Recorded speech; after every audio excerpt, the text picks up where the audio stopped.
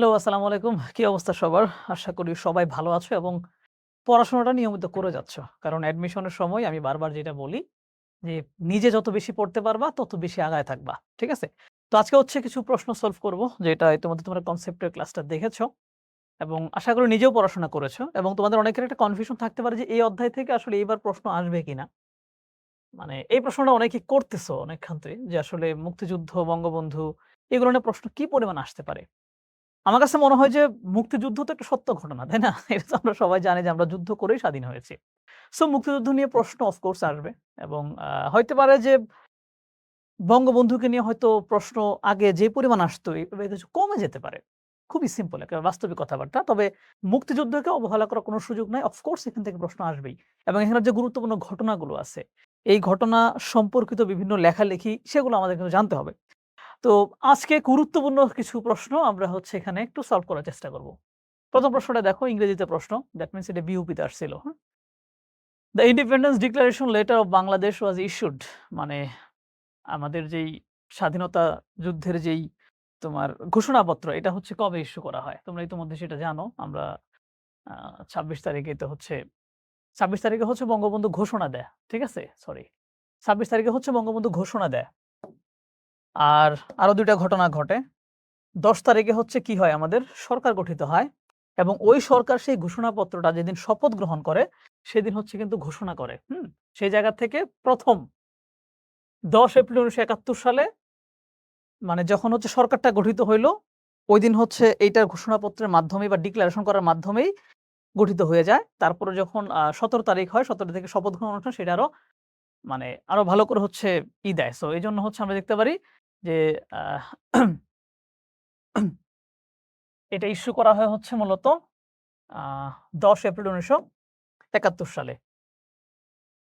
ইহাই হয়তো আমার শেষ বার্তা বঙ্গবন্ধুর এই ঘোষণাটি যে এই ঘটনার সাথে সংযুক্ত। নরমালি আমরা জানি যে ২৫ মার্চ রাতে বঙ্গবন্ধুকে যখন আ ধরে নিয়ে যাওয়া হয় তখনই তিনি হচ্ছে তার আগেই মানে একটা লিখিত ভাষণ তিনি দেন। সেটা টেলিগ্রাফের মাধ্যমে তিনি প্রেরণ করেন এটুকু আমরা জানি। তো সেখানেই তিনি হচ্ছে এটা লিখেছিলেন যে ইহাই হয়তো আমার শেষ বার্তা আজ হইতে বাংলাদেশ স্বাধীন। এবং এটা হচ্ছে কখন? এটা আমাদের হচ্ছে মূলত বাংলাদেশ স্বাধীনতার সাথে সম্পর্কিত। একটু কনফিউশন ক্লিয়ার করো। ২৬ তারিখে বঙ্গবন্ধু ঘোষণা করল। বঙ্গবন্ধু ঘোষণা করছে। হুম? তোমার অফিসিয়ালি এটার যে ডিক্লেয়ার করে এটা কে করতে পারে? সরকার করতে পারে। বাট ২৬ তারিখে তো কোনো সরকার ছিল না আমাদের। সরকার গঠন হয়েছে কবে? ১০ এপ্রিল গঠন হয়েছে। দ্যাট মিনস ১০ এপ্রিল যখন গঠন হয় তখন তারা আনুষ্ঠানিকভাবে যেহেতু এটা বিদ্রোহী একটা সরকার, তখন তারা আনুষ্ঠানিকভাবে হচ্ছে এই স্বাধীনতা ঘোষণাটা সেখানে পাঠ করে। এবং এইটা ১৭ তারিখে গিয়ে আবার পাঠ করা হয় একেবারে শপথ গ্রহণ অনুষ্ঠানে। ঠিক আছে? তো ফার্স্ট ইস্যু করা হয় হচ্ছে ১০ তারিখে ১০ এপ্রিল। আর বঙ্গবন্ধু যে ঘোষণা দিয়ে দেন সেটা হচ্ছে ২৬ মার্চ। এইটুকু কনফিউশন একটু মিলায় রাখবা। আর ওই ঘোষণাটার ১ম লাইনটাই হচ্ছে, "ইহাই হতো আমার শেষ বার্তা। আজ হইতে বাংলাদেশ স্বাধীন।" সো এটা বাংলাদেশ স্বাধীনতার সাথে সম্পর্কিত। বাংলাদেশের পতাকা ১ম উত্তোলন করা হয় কত তারিখে? বাংলাদেশের পতাকা ১ম উত্তোলন করা হয় হচ্ছে ঢাকা বিশ্ববিদ্যালয়ের বটতলাতে এবং সেটার তারিখ ২ মার্চ ১৯৭১ সাল। ২ March ১৯৭১ Bangabandhu returned back in Bangladesh after liberation war for the first times in মানে প্রথমবারের মতো যুদ্ধ শেষে বাংলাদেশে বঙ্গবন্ধু কবে আসে? মানে স স্বদেশ প্রত্যাবর্তন দিবস যেইটা আরকি। সেইটা আমরা দেখতে পাই হচ্ছে ১০ জানুয়ারি ১৯৭২ সাল। গণপ্রজাতন্ত্রী বাংলাদেশের ঘোষণা কবে করা হয়? গণপ্রজাতন্ত্রী বাংলাদেশের ঘোষণা কবে করা হয়? আল্টিমেটলি এইটা হচ্ছে ওই যে সরকার গঠনের সাথে সম্পর্কিত হবে। ঠিক আছে? এখানে দেখো যেহেতু হচ্ছে এখানে ১০ তারিখ নাই, আছেই শুধু একটা ১৭ তারিখ। দ্যাট মিনস শপথ অনুষ্ঠানে হচ্ছে প্রথমবারের মতো এটাকে গণপ্রজাতন্ত্রী বাংলাদেশ হিসেবে ঘোষণা করা হয়। কারণ এটা তো সরকার ঘোষণা করবে। সরকার গঠন হয়েছে ১০ তারিখে, ১৭ তারিখে যখন শপথ গ্রহণ করে তখন পূর্ণাঙ্গ সেই যে মানে ঘোষণাপত্রটা এবং সেটার উপর ভিত্তি করে বাংলাদেশের নাম-টাম সবই ঠিক করা হয়। তখনই ঘোষণা করা হয় গণপ্রজাতন্ত্রী বাংলাদেশ সরকার। এটা কোথায় করা হইছে? বৈদ্যনাথতলা, মেহেরপুরের বৈদ্যনাথতলা ভবেরপাড়া গ্রামের আমবাগানে। যেটা হচ্ছে মূলত বর্তমানে মুজিবনগর নামে পরিচিত। তোমাদের বাড়ি অনেক ওই জায়গায় হতে পারে। শেখ মুজিবুর রহমানের ৭১ সালের ৭ই মার্চের ভাষণটা কত মিনিট ছিল? ভাষণটা খুবই গুরুত্বপূর্ণ ছিল। ৭ই মার্চের ভাষণের ভিতর অলিখিতভাবে স্বাধীনতার ঘোষণাও দিয়ে দেওয়া হয়। তবে স্বাধীনতার ঘোষণার ক্ষেত্রে আর কয়েকটা কথা দেখো ১৯৫৭-৫৮ সালের দিকে মেবি ৫৮ সালেই হবে। আহ আমাদের এই অঞ্চলের নেতা মজলুম জননেতা মৌলানা আব্দুল হামিদ খান ভাসানী। আব্দুল হামিদ খান ভাসানী কিন্তু কাকমারিতে একটা সম্মেলন করছিলেন। সেই সম্মেলনে তিনি বলেছিলেন যে, "এরকমভাবে যদি বৈষম্য চলতে থাকে তাহলে আসসালামু আলাইকুম।" তার মানে পাকিস্তানকে বলছিলেন তাহলে আমরা বিচ্ছিন্ন হয়ে যাব। পরোক্ষভাবে তিনি কিন্তু ১ম বারের মতো স্বাধীনতার একটা বার্তা তিনি দিলেন। এরপরে হচ্ছে তোমরা জানো ৬ দফার যে ঘোষণা করা হয়, বঙ্গবন্ধু ঘোষণা করে। ৬ দফার প্রত্যেকটা দফার একটা মানে কম্বাইন করে যদি আমরা একটা ভাবার্থ বের করি, সেখানেও স্বাধীন দেশের একটা রূপরেখা দেওয়া ছিল। এরপরে ধরো আহ আমরা হচ্ছে পূর্ব বাংলা শ্রমিক পার্টি নামে সিরাজ শিকদারের একটা দল ছিল, মূলত কমিউনিস্ট ভাবধারার। ওরাও হচ্ছে ধরো ৭০ সালের দিকেই তারা এরকম একটা ইশতেহার প্রকাশ করে, সেখানেও স্বাধীনতার কথা মোটামুটি বলা হয়। এরপর ৩ মার্চ ছাত্র জনতা ওরা সবাই মিলে ঢাকা বিশ্ববিদ্যালয়ে তারা মিটিং করে সেখানেও স্বাধীনতার ঘোষণাপত্র প্রকাশ করা হয়। সেখানেও স্বাধীনতার কথাবার্তা বলা হয়। এরপর ৭ই মার্চ বঙ্গবন্ধু ভাষণে তো বলেই দিলেন এবারের সংগ্রাম স্বাধীনতার সংগ্রাম, এবারের সংগ্রাম মুক্তির সংগ্রাম। এবং ২৬ মার্চ ফাইনালি স্বাধীনতার মেইন ঘোষণাটা আসে। তার মানে স্বাধীনতা ঘোষণা কিন্তু বিভিন্ন ধাপে, ধাপে আসছে এবং ২৬ মার্চ ঘোষণার পরে ঠিক তার পরের দিন মানে ২৭ তারিখে কিন্তু অনেকেই হচ্ছে এই ভাষণটা দেয়। অনেকেই। আওয়ামী লীগের নেতা আব্দুল হান্নান যিনি হচ্ছে চট্টগ্রামের, তিনি এই ভাষণটা দিয়েছিলেন এবং অনেকের মধ্যে অনেক বেশি পরিমাণে প্রভাব সৃষ্টি করতে পেরেছিল একজনের বক্তব্য, সেটা হচ্ছে মেজর জিয়াউর রহমান। মেজর জিয়াউর রহমানও তিনি ভাষণ দিলেন। যতটুকু আমি আলোচনা করে দেখলাম, তিনি ২ বার ভাষণ দিয়েছিলেন এবং ১ম বার তিনি নিজের নামে ভাষণ দিয়েছিলেন, স্বাধীনতার ঘোষণা দিয়েছিলেন এবং ২য় বার তিনি বঙ্গবন্ধুর নামে ঘোষণা দেন। এবং তার এই বক্তব্যটা মানে তিনি যেহেতু মেজর, আর্মি একজন অফিসার, সো আর্মি অফিসার যখন রেডিওতে বলে যে, "আমি মেজর জিয়া বলছি, আমরা হচ্ছে স্বাধীনতা ঘোষণা করছি এবং আমরা যুদ্ধ করতেছি।" তখন মানুষ কিন্তু পুরোপুরিভাবে বুঝতে পারে, আচ্ছা আমাদের আর্মিরাই যুদ্ধ করতে, তার মানে কি? যুদ্ধ লেগে গেছে। সো তার এই ভাষণটা অনেক বেশি আলোড়ন তৈরি করে সামরিক বাহিনী, বেসামরিক বাহিনীর ভিতরে। তবে একটা জিনিস তোমাদের ক্লিয়ার হওয়া দরকার। দেখো এই যে স্বাধীনতার ঘোষণা নিয়ে যে বিতর্কটা হয়, তাই না? তো এই বিতর্কের ক্ষেত্রে ওই সময় শেখ মুজিবুর রহমান কি নির্বাচিত নেতা ছিলেন কিন্তু। ৭০ সালে যে নির্বাচনটা হইছে, সেই নির্বাচনে আওয়ামী লীগ বঙ্গবন্ধুর নেতৃত্বে বা শেখ মুজিবের নেতৃত্বে অংশগ্রহণ করে তারা সর্বোচ্চ ভোট পায়। পুরো পাকিস্তানের ভিতরে ১ নাম্বার দলে পরিণত হয়। তার মানে কি? যেহেতু এই অঞ্চলের মানুষ শেখ মুজিবকে ভোট দিছে, তার মানে এই অঞ্চলের নেতা ছিলেন শেখ মুজিব। সো স্বাধীনতা ঘোষণা করা বলো বা করা না করা বলো, এটার এখতিয়ার কিন্তু তার কাছে ছিল এবং ওইটাই ছিল অ্যাকসেপ্টেড। তিনি যদি ঘোষণা করেন, বহির্বিশ্ব অ্যাকসেপ্ট করত। যেহেতু জনগণ তাকে ভোট দিয়ে নেতা বানাইছে, সো ও ঘোষণা করতেই পারে। বুঝতে পারছো? এইজন্য হচ্ছে ২৫ মার্চের রাতে তিনি হয়তো লিখে পাঠাইছেন যতটুকু আমরা জানি। বাট তারপরে অন্য যেই বক্তব্য দেখ না কেন, যেই ঘোষণা দেখ না কেন, আল্টিমেটলি ওই সময় অধিকারটা ছিল বা নৈতিক যেই ব্যাপারটা ছিল, ওটা ছিল শেখ মুজিবের কাছে। বাট সবচেয়ে বেশি প্রভাব বিস্তার করছিল যার ঘোষণাটা, সেটা হচ্ছে জিয়াউর রহমানের ঘোষণা। হ্যাঁ? এইটা নিয়ে আল্টিমেটলি বিতর্ক হয়। কেউ বলে উনিই ঘোষক, কেউ বলে উনিই ঘোষক।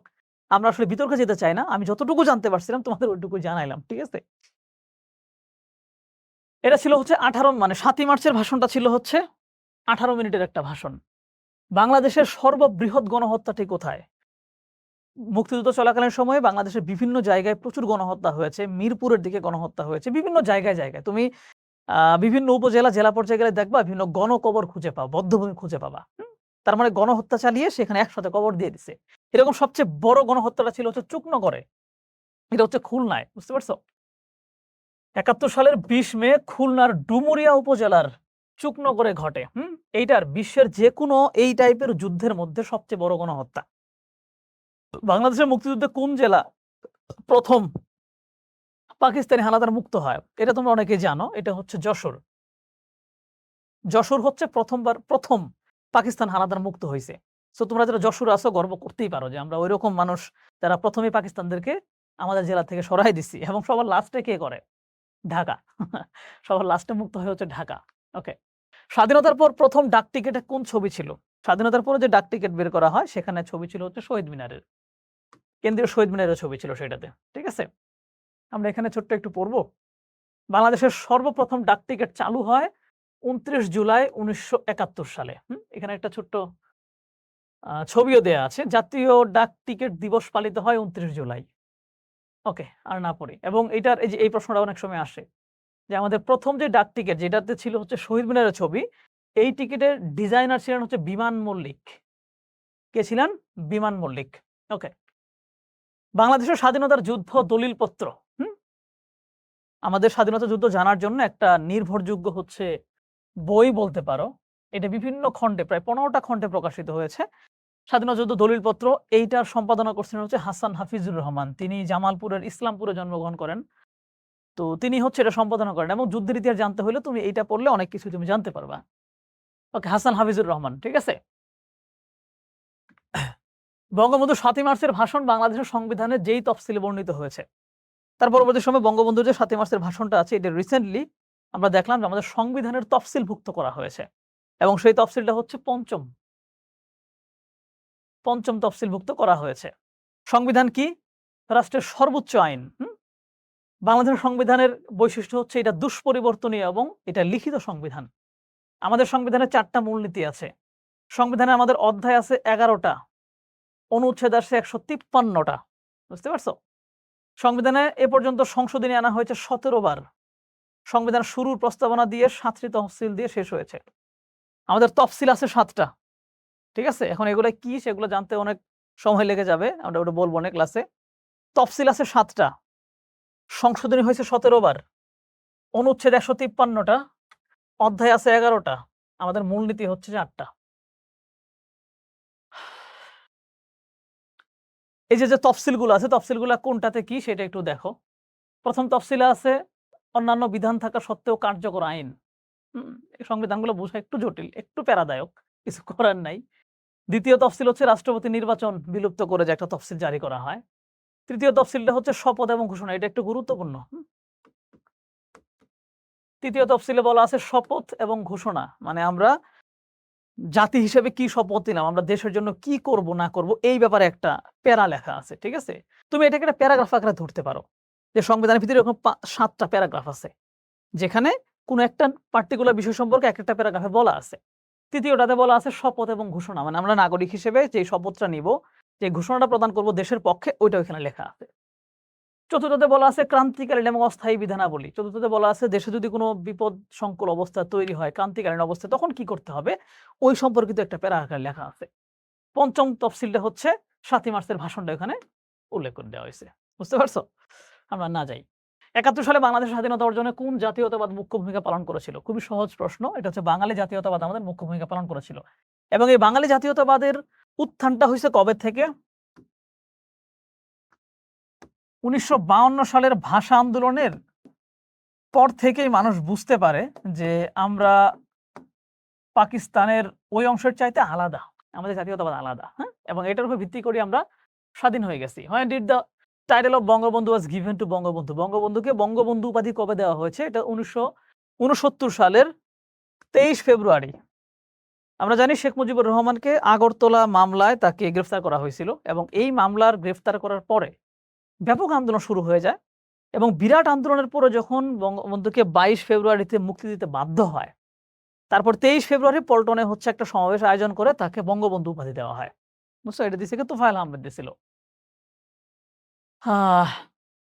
How many people were charged in Agartala, মানে আগরতলা মামলায় কতজনকে হচ্ছে আসামি বানানো হয়েছিল? আমরা জানি এটা ৩৫ জনকে। বাঙালি জাতির মুক্তির সনদ কি? ৬ দফা, তাই না? ৬ দফা হচ্ছে আমাদের বাঙালি জাতির মুক্তি সনদ। এটাকে হচ্ছে আমাদের ম্যাগনা কার্টাও বলা হয়। ম্যাগনা কার্টা। প্রকৃত ম্যাগনা কার্টা ছিল হচ্ছে ১২১৫ সালে ব্রিটেনে। ওইখানে সাধারণ প্রজারা বা সাধারণ মানুষের রাজাদের কাছ থেকে লিখিতভাবে কিছু অধিকার পায় এবং ওই অধিকারের ভিত্তিতে মানুষের অধিকার প্রতিষ্ঠিত হয়। ওইটাকে ম্যাগনা কার্টা বলে এবং ৬ দফার ভিতরে দাবিগুলোকে ম্যাগনা কার্টার সাথে তুলনা করা হয় কারণ আমাদের অঞ্চলে মানুষ অধিকার পাচ্ছিল না। সো এই দাবিগুলোর ভিতর সে অধিকারগুলো আসলে ফুটে উঠতেছিল। দ্যাটস হোয়াই আমরা এটাকে ম্যাগনা কার্টার সাথে তুলনা করি। ঠিক আছে? ৬ দফা ঘোষণা করা হয় কবে? ৬৬ সালের ৫-৬ ফেব্রুয়ারি বিরোধী দলগুলোর সম্মেলন যেটা লাহোরে অনুষ্ঠিত হয়েছিল,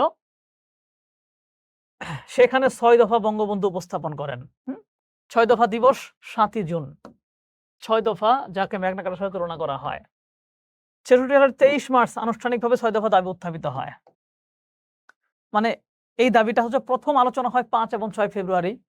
২৩ মার্চ আনুষ্ঠানিকভাবে উত্থাপন করা হয়। এরপর অনেকবার অনেক সম্মেলনে এটা আলোচনা করা হয়। সো এরকমভাবে একটা গুরুত্বপূর্ণ দিবস ৭ই জুনকে হচ্ছে এটার জন্য হচ্ছে একটা নির্দিষ্ট ডেট ফিক্স করে এটাকে ৬ দফা দিবস হিসেবে ঘোষণা করা হয়েছে। ৬ দফার পর আমরা জানি যে ছাত্ররা ১১ দফা দাবিও দিয়েছিল। মূলত ৬ দফার প্রেক্ষিতে মানুষ আন্দোলনে মাঠে নামে। বঙ্গবন্ধুকে তখন গ্রেফতার করে নিয়ে যায়। তাই না? এরপরে জনগণ আবার আন্দোলনে মাঠে নামে তাকে ছাড়ানোর জন্য। তখন ছাত্ররা মাঠে নামে ১১ টা দফা নিয়ে। ওই ১১ দফার ভিতরে ৬ দফাকেও ইনক্লুড করা হয়। এই প্রবল আন্দোলনের মুখে ১৯৬৯ সালে বঙ্গবন্ধুকে ছেড়ে দিতে বাধ্য হয় এবং তারপরে তাকে বঙ্গবন্ধু উপাধি দেওয়া হয়। ঠিক আছে? জেনারেল ইয়াহিয়া কোন তারিখে বঙ্গবন্ধুকে দেশদ্রোহী আখ্যা দেন? জেনারেল ইয়াহিয়া দেশদ্রোহী আখ্যা দিয়েছেন হচ্ছে মূলত ২৬ মার্চ ১৯৭১ মানে গণহত্যা যখন তারা শুরু করল ঠিক তার পরের দিনই ৭১ সালের ২৬ মার্চ। ওকে। ইয়াহিয়া শেখ মুজিবুর রহমানকে দেশদ্রোহী বলেন ২৬ মার্চ। বঙ্গবন্ধুর বিচার শুরু হয় ৭১ এর আগস্ট মাসে। ৭১ সালে বঙ্গবন্ধুর বিরুদ্ধে আনা হয় ১২টি অভিযোগ। তাকে মৃত্যুর আদেশও দেওয়া হয়। When was the Ministry of Liberation or Affairs মানে মুক্তিযুদ্ধ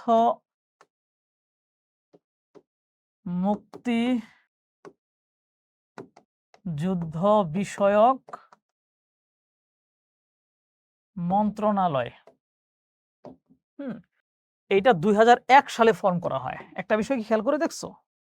গত ১৫-১৬ বছরে এই মুক্তিযুদ্ধের চেতনা নিয়ে কিন্তু ক্ষমতাসীন আওয়ামী লীগ অনেক রাজনীতি করেছে। তারা মানে তাদের বিরুদ্ধে কেউ গেলে তাকে মুক্তিযুদ্ধ বিরোধী বলে ট্যাগ দিয়েছে। চেতনার বিরুদ্ধে গেছে ইত্যাদি নানা কথা বলেছে। এবং এই মুক্তিযুদ্ধ পরিবারের মানুষদের বিভিন্ন সার্টিফিকেট দিয়ে সুযোগ সুবিধা দেওয়া ইত্যাদি নানান ধরনের কথাবার্তা হয়েছে। কিন্তু এই মুক্তিযুদ্ধ মন্ত্রণালয় এবং বিশেষ করে বিএনপি, জামাত বা এরকম বিভিন্ন জনকে মুক্তিযুদ্ধ বিরোধী বলেও তারা কথাবার্তা বলেছে। কিন্তু ইন্টারেস্টিংলি কিন্তু যেই মন্ত্রণালয়ের মাধ্যমে তারা এই কাজগুলো করত সেই মন্ত্রণালয় প্রতিষ্ঠিত হয়েছিল বিএনপির সময়ে ২০০১ সালে যখন বিএনপি ক্ষমতায় আসার পরেই তারা হচ্ছে এটা গঠন করে। বুঝতে পারছো? বাংলাদেশের মুক্তিযুদ্ধকালীন ভারতের প্রধানমন্ত্রী কে ছিলেন? ইন্দিরা গান্ধী। সহজ। আরো কয়েকটা দেশের প্রধানমন্ত্রী কে ছিলেন আমাদের একটু জানা দরকার। ভারতের প্রেসিডেন্ট ছিলেন হচ্ছে বাহগিরি ভেঙ্কট গিরি। প্রধানমন্ত্রী ছিলেন ইন্দিরা গান্ধী। সোভিয়েত ইউনিয়ন মানে বর্তমান রাশিয়ার প্রেসিডেন্ট ছিলেন হচ্ছে নিকোলাই পদগরনি। প্রধানমন্ত্রী ছিলেন এলোকেসি কোসিগিন। কি নাম, হ্যাঁ? গুরুত্বপূর্ণ হচ্ছে যুক্তরাষ্ট্রেরটা। যুক্তরাষ্ট্রের প্রেসিডেন্ট ছিলেন হচ্ছে রিচার্ড নিক্সন। চীনের প্রধানমন্ত্রী ছিলেন হচ্ছে ঝু এনলাই। পাকিস্তানের প্রধানমন্ত্রী ছিলেন নুরুল আমিন। মুক্তিযুদ্ধকালে বাংলাদেশ সরকারের সর্বদলীয় উপদেষ্টা কমিটির চেয়ারম্যান কে ছিলেন? যখন মুক্তিযুদ্ধটা শুরু হয়ে গেল আমরা জানি যে ১০ই এপ্রিল মুজিবনগর সরকার গঠন করা হয় এবং সেই সরকারটাতে তাজউদ্দিন আহমেদ প্রধানমন্ত্রী ছিলেন, বঙ্গবন্ধু ছিলেন হচ্ছে অস্থায়ী রাষ্ট্রপতি। তাই না? সরি, রাষ্ট্রপতি তার মানে পরিবর্তে সৈয়দ নজরুল ইসলাম ছিলেন হচ্ছেন অস্থায়ী রাষ্ট্রপতি। কিন্তু এই দলে হচ্ছে আওয়ামী লীগের মানুষজনই ছিল। তো এইটার জন্য মুক্তিযুদ্ধ চলাকালীন সময়ে অন্যান্য যে দলগুলো আছে, ধরো মৌলানা ভাসানীর ছিল হচ্ছে ন্যাশনাল আওয়ামী পার্টি ন্যাপ। তারপরে হচ্ছে ধরো ওই টাইমে কমিউনিস্ট দল ছিল। তো এই দলগুলো একটু একটু ঝামেলা হচ্ছিল যে এই সরকারটা তো শুধুমাত্র আওয়ামী লীগের সরকার হয়ে গেল। কি করা যায়? তখন হচ্ছে এরা যাতে সবাই সন্তুষ্ট হয় বা সবাইকে নিয়ে যাতে যুদ্ধে কাজ করা যায় তখন তাজউদ্দিন আহমেদের সিদ্ধান্তে একটা সর্বদলীয় উপদেষ্টা কমিটি গঠন করা হয় যে তারা এই সরকারকে উপদেশ প্রদান করবে, কি করতে হবে না করবে সিদ্ধান্ত নেবে। এবং ওই উপদেষ্টার যে কমিটির সভাপতি ছিলেন মৌলানা আব্দুল হামিদ খান ভাসানী। তার দলের নাম ছিল ন্যাশনাল আওয়ামী পার্টি। ঠিক আছে? ওকে। তারপরে হচ্ছে বঙ্গবন্ধু জুলিও কুরি পুরস্কার লাভ করে ৭২ সালের কত তারিখ? ১৯৭২ সালে বঙ্গবন্ধু বিশ্ব শান্তি কমিটি কর্তৃক জুলিও কুরি পুরস্কার লাভ করে। এটা হচ্ছে ১০ই অক্টোবর। কত সালে? ৭২ সালের ১০ই অক্টোবর। ফ্যাসিবাদ এবং সাম্রাজ্যবাদের নীতি পরিহার করে সবার সঙ্গে বন্ধুত্বের ভিত্তিতে বৈদেশিক নীতি অনুসরণ করার জন্য। যেহেতু ওই সময় পৃথিবীতে যা অবস্থা চলতেছিল বাংলাদেশের মুক্তিযুদ্ধের ক্ষেত্রেও কিন্তু রাশিয়া আমাদের পক্ষে অবস্থান করছিল, মার্কিন যুক্তরাষ্ট্র বিপক্ষে অবস্থান করতেছিল, চীন বিপক্ষে অবস্থান করতেছিল, ভারত পক্ষে অবস্থান করতেছিল। সো এই যে বড় বড় শক্তিগুলো আমাদের যুদ্ধকেন্দ্রিক তাদের অবস্থান স্বীকার করার পরে আমরা ভারত, রাশিয়া ইত্যাদির সহযোগিতায় আমরা স্বাধীনতা লাভ করলাম। স্বাধীনতা লাভ করার পরে স্বাভাবিকভাবে একটা প্রশ্ন আসে, যারা তোমাকে সহযোগিতা করে স্বাধীন বানাইলো তোমার পররাষ্ট্র নীতির ক্ষেত্রে তাদের সাথেই তোমার বেশি সম্পর্ক থাকা উচিত এবং যারা তোমাকে শত্রুতা করেছে তুমি তাদের সাথে সম্পর্ক রাখবা না। এমনটাই তো হয়। কিন্তু শেখ মুজিবুর রহমান তিনি ঘোষণা করলেন যে, "আমরা যেহেতু স্বাধীন হয়ে গেছি, সো সবার সাথে বন্ধুত্ব, কারো সাথে শত্রুতা নয়।" সো এই যে ঘোষণাটা, এবং ওই সময় পৃথিবীতে ২ টা মেরু চলছিল। মার্কিন যুক্তরাষ্ট্রের পক্ষের কিছু দেশ তাদের পক্ষে চলে, সোভিয়েত রাশিয়ার পক্ষে তারা কিছু দেশ নিয়ে চলে। তো এই যে ২ টানা একটা অবস্থা, সো তোমার পররাষ্ট্রনীতি কাদের মুখী হবে? এইটা তুমি ফিক্স না করে তুমি সবার সাথে যখন বন্ধুত্বের কথা বলো, তখন প্রমাণিত হয় যে তুমি শান্তি চাও। দ্যাটস ওয়াই এই সিদ্ধান্তের পরিপ্রেক্ষিতে ৭২ সালের ১০ই অক্টোবর বিশ্ব শান্তি পরিষদ বঙ্গবন্ধুকে জুলিও কুরি পুরস্কারে ভূষিত করে। ৪৯ সালে আওয়ামী লীগ গঠিত হলে, ৪৯ সালে আওয়ামী মুসলিম লীগ যখন গঠিত হয়, তখন এটার সভাপতি ছিলেন হচ্ছে মাওলানা আব্দুল হামিদ খান ভাসানী, সাধারণ সম্পাদক ছিলেন হচ্ছেন শামসুল হক। আর বঙ্গবন্ধু শেখ মুজিবের ভূমিকা ছিল সেখানে যুগ্ম সাধারণ সম্পাদক। ঠিক আছে? রাজনীতির কবি বলা হয় কাকে? শেখ মুজিবুর রহমানকে। এটা মূলত আমরা বলি নাই। এটা হচ্ছে নিউজউইক ম্যাগাজিন ১৯৭১ সালে ৫ এপ্রিল বঙ্গবন্ধুকে রাজনীতির কবি হিসেবে উল্লেখ করে। মার্কিন যুক্তরাষ্ট্রের নিউজউইক ম্যাগাজিনে এটা উল্লেখ করা হয়। Secret documents of intelligence branch on father of the nation Bangabandhu Sheikh Mujibur Rahman গ্রন্থটি কত সালে প্রকাশিত হয়? এটা একটা বইয়ের নাম। এটা কত সালে প্রকাশিত হইছে? আমার এক্সাক্টলি খেয়াল নাই। সম্ভবত ২০১৭ সাল হবে। সরি ২০১৮ সাল। সো একটু মনে রাইখো, হ্যাঁ? এই বই কত সালে এটা হইছে না হইছে এগুলা মানে মনে থাকে না। এটা একাধিকবার পড়তে হয়। Secret documents of intelligence branch on father of the nation Bangabandhu এটা প্রকাশিত হয় হচ্ছে ২০১৮ সালে। ঠিক আছে? এটা মূলত কেন হইছে একটু পড়ি আমরা। স্বাধীনতাপূর্ব বাংলাদেশে ৪৮ থেকে ৭১ সালের মুক্তিযুদ্ধ পর্যন্ত পাকিস্তান ইন্টেলিজেন্স ব্রাঞ্চ মানে পাকিস্তানের গোয়েন্দা সংস্থা, তারা বঙ্গবন্ধু শেখ মুজিবুর রহমানের প্রতিদিনের কর্মকাণ্ড পর্যবেক্ষণ করত। বুঝতে পারছো? কারণ একেবারে পাকিস্তান প্রতিষ্ঠার শুরু থেকেই তো শেখ মুজিব রাজনীতির সাথে জড়িত। তিনি মানে দেখো এখানে তোমাদের একটা বিতর্ক তোমাদের একটু ক্লিয়ার করে দেই। সাম্প্রতিক সময়ে ইউটিউবে বিভিন্ন জায়গায় বঙ্গবন্ধুর শাসনকাল নিয়ে নানান ধরনের কথা তুমি শুনতে পারো। যে ৭১ থেকে বা ৭২ থেকে ৭৫ পর্যন্ত তার শাসনামলে নানান ধরনের ঝামেলা হয়েছিল ইত্যাদি, ইত্যাদি। কিন্তু স্বাধীনতা সংগ্রামের ক্ষেত্রে কিন্তু শেখ মুজিবের তুমি মানে সমালোচনা করাটা একটু কঠিন হয়ে যায়।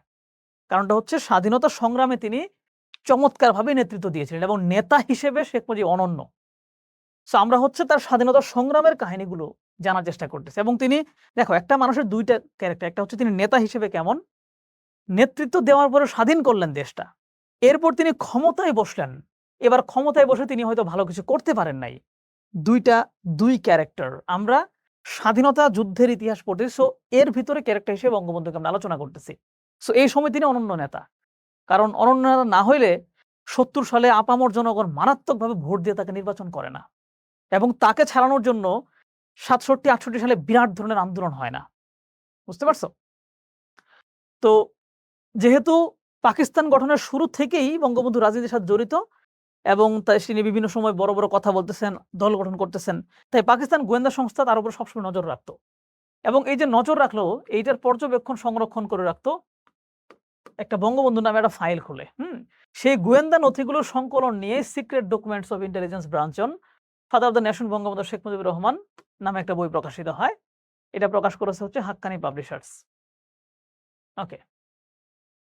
হু are the organisers of the concert for Bangladesh? মুক্তিযুদ্ধ চলার সময় বাংলাদেশের যুদ্ধে সহযোগিতার জন্য একটা কনসার্ট আয়োজন করে। যেটা আয়োজন করেছিল হচ্ছে জর্জ হ্যারিসন এবং ভারতের রবি শাস্ত্রী। আচ্ছা এখানে George Harrison and SD. Burman, George Harrison and Bob Dylan, Kishore Kumar, এই যে Ravi Shastri, Ravi Shankar and George Harrison. এটা হচ্ছে নিউ ইয়র্কের ম্যাডিসন স্কোয়ারে। Who among the following was the leader of the constitute assembly ১৯৭২। ৭২ সালে যে সাংবিধানিক যে একটা অ্যাসেম্বলি বসে, যেহেতু তখন শেখ মুজিব ফিরে আসছে, তো তিনি ছিলেন নেতা। Bangabandhu Sheikh Mujibur Rahman. Okay. Which article of the constitution of Bangladesh does guarantee freedom of expression? বলছে সংবিধানের ভিতরে মানুষের যে কথা বলার অধিকার সেইটা কোন আর্টিকেল দিয়েছে? এইটা ভুলে গেছি ৩৯ বা ৩৯ মনে আছিল। আর্টিকেল ৩৯। ৩৯ হচ্ছে বলা আছে যে ব্যক্তি হিসেবে তোমার ব্যক্তি স্বাধীনতা, কথা বলার স্বাধীনতা যেগুলো দেয়া আছে। সম্প্রতি উদ্বোধনকৃত ৭ই মার্চ ভবন, এটা একটা ভবনের নাম। এটা ঢাকা বিশ্ববিদ্যালয়ের রোকেয়া হলে, বেগম রোকেয়া হলে। তুমি কখনো ক্যাম্পাসে গেলে টিএসসি থেকে তাকাইলেই বিরাট বড় লেখা দেখা যায় ৭ই মার্চ ভবন। বঙ্গবন্ধু ৭ই মার্চের ভাষণ কতটি ভাষায় অনুদিত হয়? মোট ১৩টি ভাষায় অনুদিত হয়। কই গেল? মোট ১৩টি ভাষায় অনুদিত হয়। বাংলাদেশকে স্বাধীন দেশ হিসেবে স্বীকৃতি দানকারী প্রথম দেশ আমরা জানি ভুটান, দ্বিতীয় দেশ হচ্ছে ভারত। ঠিক আছে? জাতীয় গণহত্যা দিবস যেহেতু ২৫ মার্চে শুরু করছে, সো ২৫ মার্চ হচ্ছে গণহত্যা দিবস। ৭১ ঘাতক দালাল নির্মূল কমিটি, এই কমিটিটা গঠন করা হয় মানে যারা ৭১ যুদ্ধের সময় পাকিস্তানের পক্ষে ছিল, আমাদের বিরোধিতা করেছিল, তারা আবার দেশে রয়ে গিয়েছিল, রাজাকার বাহিনী ইত্যাদি বিভিন্ন বাহিনী গঠন করছিল। তো তাদেরকে নির্মূল করতে হবে স্বাধীন দেশে।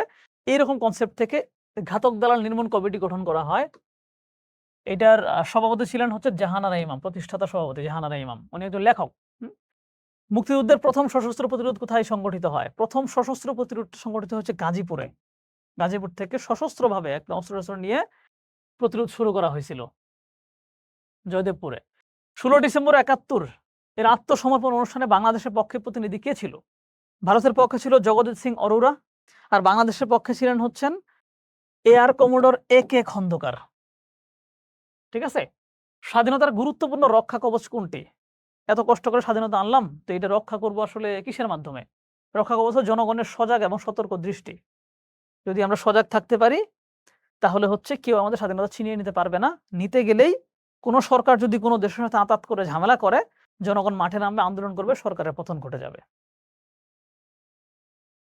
বঙ্গবন্ধু তার ৭ই মার্চের ভাষণে কত দফা দাবি উত্থাপন করেন? ৪টা দফা তিনি উত্থাপন করেছিলেন। ওই যে বলছিলেন সামরিক আইন প্রত্যাহার করতে হবে, গণহত্যা সুষ্ঠু তদন্ত করতে হবে, সেনাবাহিনীর বেরাকা ফিরে যেতে হবে, এরকম ৪টা দাবি তিনি দিয়েছিলেন। বাংলাদেশের মুক্তিযুদ্ধের সময় কোন তারিখে ভারত পাকিস্তানের বিরুদ্ধে আনুষ্ঠানিক যুদ্ধ ঘোষণা করে? মুক্তিযুদ্ধের একেবারে লাস্ট পর্যায়ে পাকিস্তান যখন ভারতে বিমান হামলা চালায় বসে, তখন ভারত পাকিস্তানের বিরুদ্ধে আনুষ্ঠানিক যুদ্ধ ঘোষণা করে দেয় হচ্ছে ৩ ডিসেম্বর ১৯৭১। এরপরে কি বাংলাদেশ আর ভারতের যৌথ অভিযানে হচ্ছে একের পর এক বিভিন্ন জায়গায় পাকিস্তান পরাজিত হতে থাকে। ১০ এপ্রিল ১৯৭১ স্বাধীনতা ঘোষণাপত্র পাঠ করেন কে? ওই যে যখন সরকারটা গঠিত হয়ে গেল তখন স্বাধীনতার যে ঘোষণাপত্র, ওই যে প্রাথমিক শুরুতে বললাম যে প্রথমবারের মতো অফিসিয়ালি পাঠ করা হয় কখন? এর আগে যারা যারা ঘোষণা করছে তারা তো হচ্ছে নিজেদের মতো করে, অফিসিয়ালি সরকার ঘোষণা করতেছে এটা কবে? অধ্যাপক ইউসুফ আলী ১০ এপ্রিল ১৯৭১ সালে। ১৬ ডিসেম্বর ৭১ আত্মসমর্পণ অনুষ্ঠানে মিত্রবাহিনীর প্রতিনিধি, একটু আগে বলে ফেলছে, জগজিৎ সিং অরোরা, মানে ভারতীয় বাহিনীর প্রতিনিধি ছিলেন হচ্ছে জগজিৎ সিং অরোরা। তিনি কিন্তু পুরো ভারত সেনাবাহিনীর প্রধান ছিলেন না, ভারতের পূর্বাঞ্চলীয় সেনাবাহিনীর প্রধান ছিলেন। ওকে, ৭১ সালে অসহযোগ আন্দোলন কবে সংগঠিত হয়? অসহযোগ আন্দোলন আমরা জানি ২ মার্চ। ওই যে মার্চের ৩ তারিখে হওয়ার কথা ছিল কি অধিবেশন, ১ তারিখেই বলল যে অধিবেশন হবে না, হুট করে বন্ধ করে দিল। আর ২ তারিখ থেকেই অসহযোগ আন্দোলন শুরু হয়ে চলল সেটা ২৫ তারিখ পর্যন্ত। কারণ ২৫ তারিখ মধ্যরাতে তো বা ২৬ তারিখে তো স্বাধীনতার ঘোষণা দিয়ে দিলাম। কখন বাংলাদেশে প্রথম রাষ্ট্রপতি পদ্ধতির সরকার গঠিত হয়?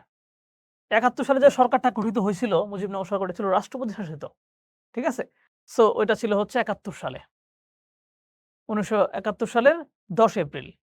ডেভিড ফ্রস্ট ছিলেন ইনি একজন সাংবাদিক ছিলেন, একজন বিদেশি সাংবাদিক যারা হচ্ছে মুক্তিযুদ্ধে বেশ বড় অবদান রেখেছিলেন। একজন ইংরেজ সাংবাদিক। মুক্তিযুদ্ধে অবদান বলতে মানে পরবর্তী ৭২ সালের ১৮ জানুয়ারি বঙ্গবন্ধুর সাক্ষাৎকার নিয়েছিলেন আরকি। ৭২ সালে ১৮ জানুয়ারি তিনি যখন দেশে আসলেন, দেশে আসার পরে তার সাক্ষাৎকার নিয়েছিলেন। Naval commandos did a special operation during the Liberation War. What's its name? বলছে বাংলাদেশে যে নৌবাহিনী বা নৌ কমান্ডো যেটা ছিল যুদ্ধের সময়, তারা একটা চমৎকার অভিযান পরিচালনা করছিল। যেই অভিযান পরিচালনার মাধ্যমে নারায়ণগঞ্জ সহ বিভিন্ন নৌবন্দরে পাকিস্তানের অনেক বড় বড় জাহাজে হচ্ছে আগুন লাগায় দিয়ে ডুবাই দেওয়া হয়। ওই অপারেশনটার নাম ছিল অপারেশন জ্যাকপট। খুবই দুর্ধর্ষ এবং চমৎকার একটা ছিল। এটা পুরো পৃথিবীতে আলোড়ন সৃষ্টি করে দেয় যে এখানে কিছু একটা হচ্ছে। এখানে দেখো আরো কিছু তথ্য দেয়া আছে। আমার মনে হয় এটা পড়ে নিলেই তোমরা বুঝতে পারবা। ঠিক আছে? একটু সময় দিয়ে দিলাম, আটকায় পড়ে নাও। ওকে। Which of the following sector had no specific sector commander during the Liberation War? ১১টা সেক্টর ছিল। এ বলছে কোন সেক্টরে স্পেসিফিক কোনো কমান্ডার ছিল না। আমরা জানি এটা ছিল ১০ নম্বর সেক্টর। কারণ ১০ নম্বরটা ছিল হচ্ছে মূলত নৌপথ নিয়ে। ঠিক আছে? মনে করো আমি যদি বাংলাদেশটা হুট করে এভাবে একটু বুঝায় দেই যে এটাই বাংলাদেশ। এটা যদি বাংলাদেশ বুঝায় ফেলি, তাহলে ১ number, ২ number, ৩ number, ৪ number, ৫ number, ঠিক আছে? ৬, ৭, ৮, ৯ পানিপত্রা হচ্ছে ১০ নাম্বার, এটা হচ্ছে ১১ নাম্বার। আমি দেখাবো না, ম্যাপও দেখাই দেব না। ওকে। এই যে এখানে লেখাও আছে কোন সেক্টর 2 তে হচ্ছে কারা দায়িত্বে ছিলেন। বিশেষ করে মনে রাখতে হবে সেক্টর 2 তে ছিলেন হচ্ছে মেজর খালেদ মোশাররফ। সেক্টর ১ নম্বরে ছিলেন হচ্ছে জিয়াউর রহমান। এগুলো একটু মনে রাখতে হবে। বীরশ্রেষ্ঠ লেন্স নায়ক নূর মোহাম্মদ শেখ কোন সেক্টরে মুক্তিযুদ্ধে অংশগ্রহণ করেন? লেন্স নায়ক নূর মোহাম্মদ শেখ সম্ভবত উনি ৮ নাম্বারই হবে। হ্যাঁ, ৮ নাম্বার সেক্টর। ৮ নাম্বার সেক্টর কোথায়, কোথায় জানো তো? ৮ নাম্বার সেক্টর হচ্ছে মূলত যশোর, কুষ্টিয়া ওই রিজিয়নটা। মানে খুলনা এই পাশে, মানে খুলনার পশ্চিম পাশ থেকে উপরে পদ্মা নদী পর্যন্ত এই অংশটা হচ্ছে ৮ নং সেক্টর। বীরশ্রেষ্ঠ লেন্স নায়ক নূর মোহাম্মদ শেখ ৮ নং সেক্টরে। মহিউদ্দিন জাহাঙ্গীর ছিলেন হচ্ছে ৭ নং সেক্টরে। তারপরে হচ্ছে সিপাহী হামিদুর রহমান, মানে সবগুলো বীরশ্রেষ্ঠের কথা বলা হচ্ছে। তিনি ছিলেন হচ্ছে ৪ নং সেক্টরে। মুস্তফা কামাল সিপাহী ২ নং সেক্টর। মোহাম্মদ রুহুল আমিন উনি ছিলেন হচ্ছেন ২ নাম্বার এবং ১০ নাম্বার এবং নৌবাহিনীতে যেহেতু ছিলেন, ঠিক আছে? মতিউর রহমান ছিলেন হচ্ছেন আসলে কোন সেক্টরে যুদ্ধ করেন নাই। তিনি পাকিস্তান থেকে বিমান একটা নিয়ে চলে আসতেছিলেন। এই সময় তিনি ধরা পড়ে গেছিলেন আরকি। মুন্সি আব্দুর রউফ ছিলেন হচ্ছে ১ নং সেক্টরে, মানে চট্টগ্রাম অঞ্চলে। নূর মোহাম্মদ শেখ ছিলেন হচ্ছে ৮ নং সেক্টরে। আমি হচ্ছে এখানে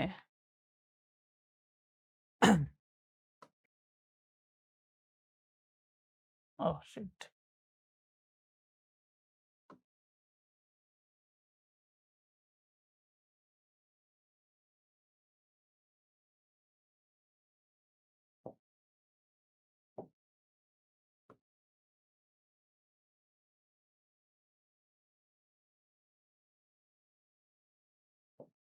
এই সুন্দর বাংলাদেশ হয়ে গেছে।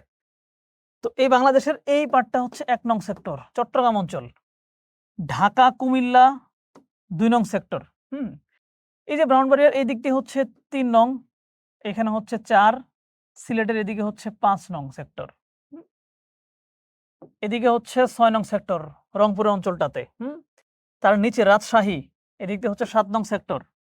এই রাজশাহীর নিচে যে এই পার্টটুকু আছে না? রাজশাহী মানে যে কুষ্টিয়া, মেহেরপুর, ঝিনাইদহ, সাতক্ষীরা, যশোর এটা হচ্ছে ৮ নং সেক্টর। তারপরে যে খুলনা, বরিশাল এই পার্টটা হচ্ছে ৯ নং সেক্টর। ময়মনসিংহ এই অঞ্চলটা হচ্ছে ১১ নং সেক্টর। ঠিক আছে? আর ১০ নম্বর সেক্টর ছিল হচ্ছে পানিপথ। জায়গাগুলো লেখা আছে, হ্যাঁ? তুমি হচ্ছে এগুলো দেখলে বুঝতে পারো। বঙ্গবন্ধুর অনুরোধে ভারতীয় মিত্র বাহিনী কবে বাংলাদেশ ত্যাগ করে? যেহেতু ভারতীয় বাহিনী বাংলাদেশের যুদ্ধে হেল্প করে, তারা এখানে অবস্থান করছিল স্বাধীনতার পরেও। তো বঙ্গবন্ধু আসার পর তিনি বললেন যে দ্রুত এগুলো সরায় নিতে হবে। এবং সেটা হচ্ছে ১২ মার্চ ১৯৭২ সালে হচ্ছে তারা সরায় নেয়। অন্যান্য পৃথিবীর বিভিন্ন দেশে কিন্তু দেখা যায় যে যুদ্ধে হেল্প করার পরে সেনাবাহিনী আর সরায় না। কয়েক বছর, বছরের পর বছর সেখানে থেকেই যায়, প্রভাব রেখে দেয়। বাট এটা বঙ্গবন্ধুর একটা ভালো জিনিস ছিল যে দ্রুত এখান থেকে সেনাবাহিনী তিনি প্রত্যাহার করতে পেরেছিলেন। মুজিবনগর সরকারের শপথ বাক্য পাঠ করান কে? শপথ বাক্য পাঠ করাইছে হচ্ছে অধ্যাপক ইউসুফ আলী। আর শপথ বাক্য অনুষ্ঠান পরিচালনা করছিল অধ্যাপক মান্নান নামে একজন। হ্যাঁ, একটু পরে হয়তো প্রশ্নটা আসবে। অধ্যাপক ইউসুফ আলী। তো এখানে হচ্ছে কিছু তথ্য দেয়া আছে। এই যে অনুষ্ঠানের পরিচালক ছিলেন হচ্ছেন আব্দুল মান্নান। আর শপথ বাক্য পাঠ করাইছে হচ্ছে অধ্যাপক ইউসুফ আলী। মুজিবনগর সরকারের স্বরাষ্ট্র মন্ত্রণালয়ের দায়িত্বে কে ছিলেন? স্বরাষ্ট্র মন্ত্রণালয়ের দায়িত্বে ছিলেন হচ্ছে এইচ এম কামারুজ্জামান। স্বরাষ্ট্র, ত্রাণ ও পুনর্বাসন।